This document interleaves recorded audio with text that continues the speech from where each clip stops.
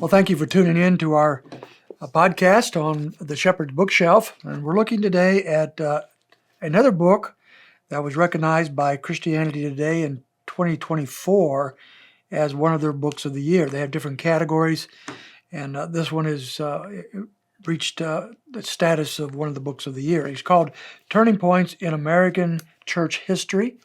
Subtitle, How Pivotal Events Shaped a Nation and a Faith.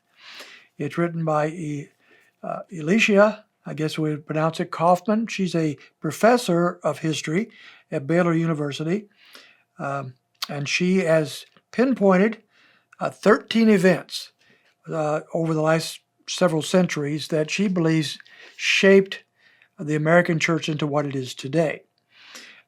Now, when you think about that for just a moment, these 13 events, and I'll go through what some of them are in just a moment, while they are all pivotal, important events, she could have picked another 13 or 20 events that have really shaped the American church. And she admits that. I mean, how do you leave out certain things that she didn't include? For example, in my opinion, would be the Jesus movement back in the 1960s and 70s that bled over into the seeker-sensitive movement in churches. There's nothing bigger in some ways in the formation and shaping of the American church today than what happened in the 60s, 70s, and 80s as we went, the seeker-sensitive movement virtually encompassed all of Christianity, especially in the Western world and in America. She doesn't mention that.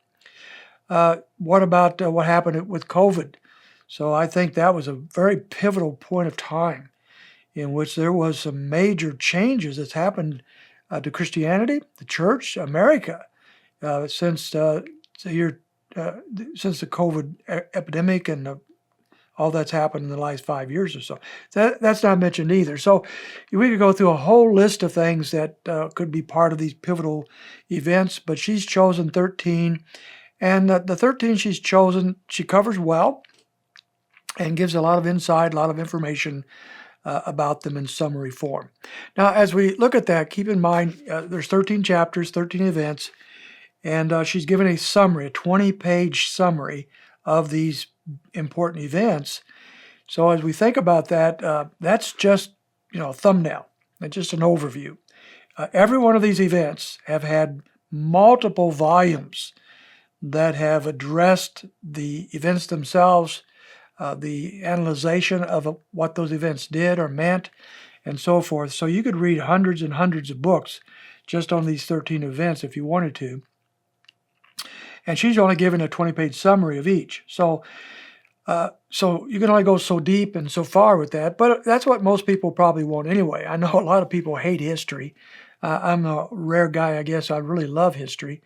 But a lot of people they don't dig history. History is boring to them.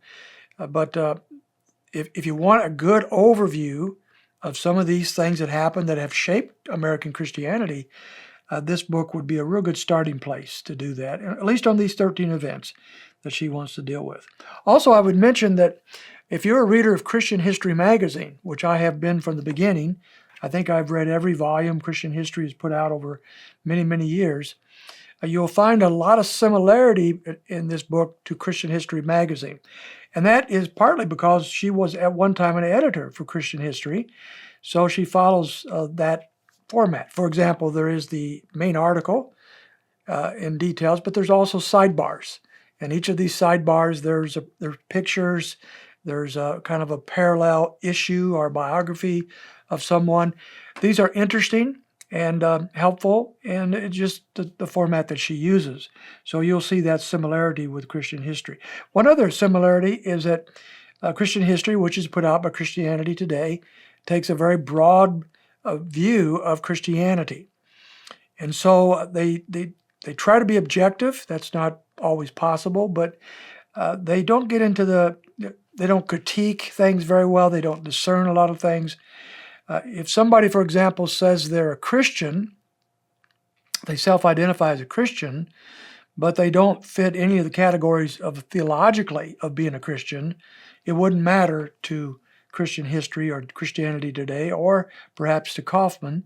They would be recognized as a Christian in their literature. So you have to keep that in mind when you read this. The purpose of the book is not to determine who's a Christian or who's not a Christian, or determine the right or wrong about various things that happened.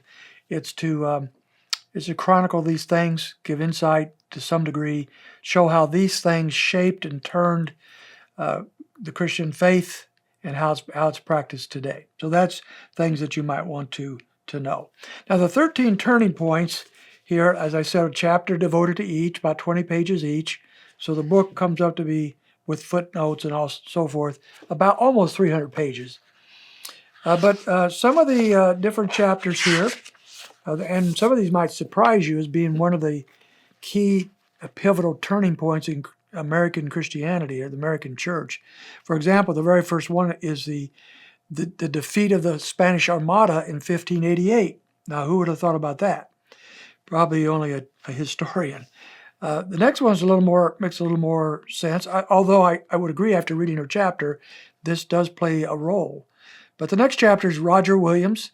Roger Williams was banished from a number of colonies and churches because he wanted to have a faith that was based upon conscience, freedom of religion, not because the Puritans were not really giving freedom of religion unless you wanted to follow their rules and their religion. So you were free to be a Puritan. If you were not, it wasn't always going over so well. Roger Williams, as you might remember, pushed back against that, and it cost him quite a bit.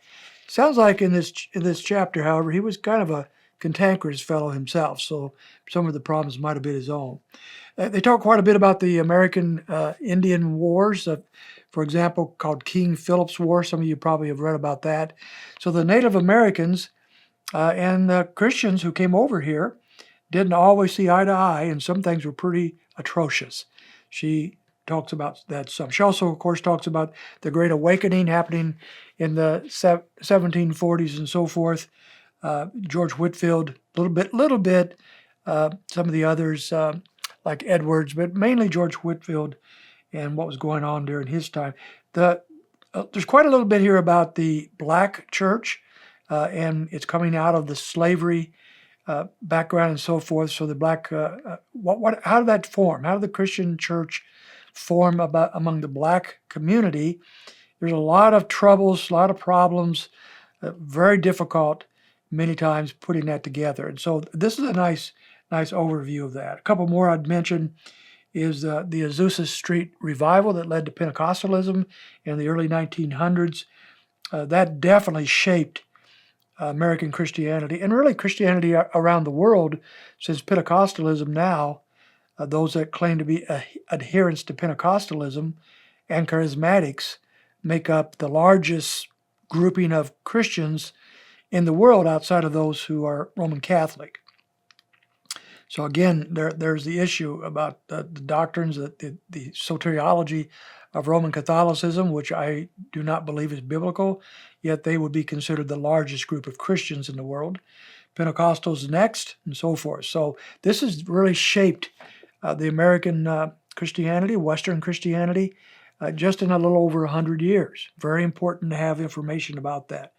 She talks about science, and especially about the Scope trial, the monkey trial, so as it's called sometimes, back in 1925, and how after that trial there was a parting of the ways between fundamental Christians, and by that they meant conservative Christians at that era, and the liberal churches of the day who were departing from the faith.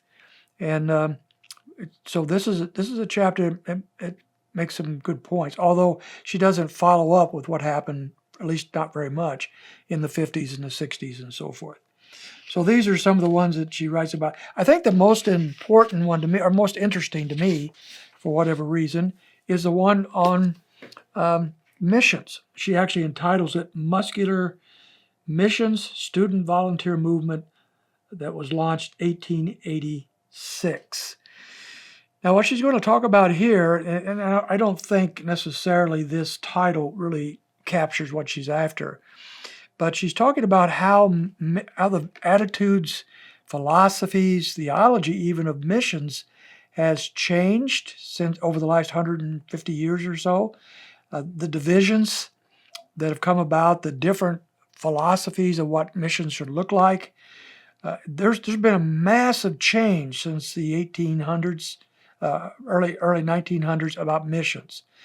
And although a lot of this is not good, some of it is, it's pretty helpful, I think, to know what has transpired, because it does affect where we are today with missions and decisions we need to make in the missionary endeavors today.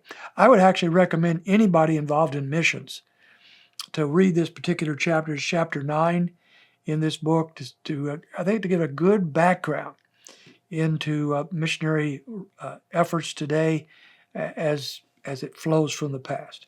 So overall, I think the book here, The Turning Points in American Christian History, does exactly what she promised. It talks about some pivotal events that shaped our nation and our faith. As I said at the beginning of this podcast, she could have added a lot more to this, and maybe some others were more pivotal, but the ones that she covers well, and I would give her kudos for what she's accomplished in this book. It's worth reading for Christian leaders.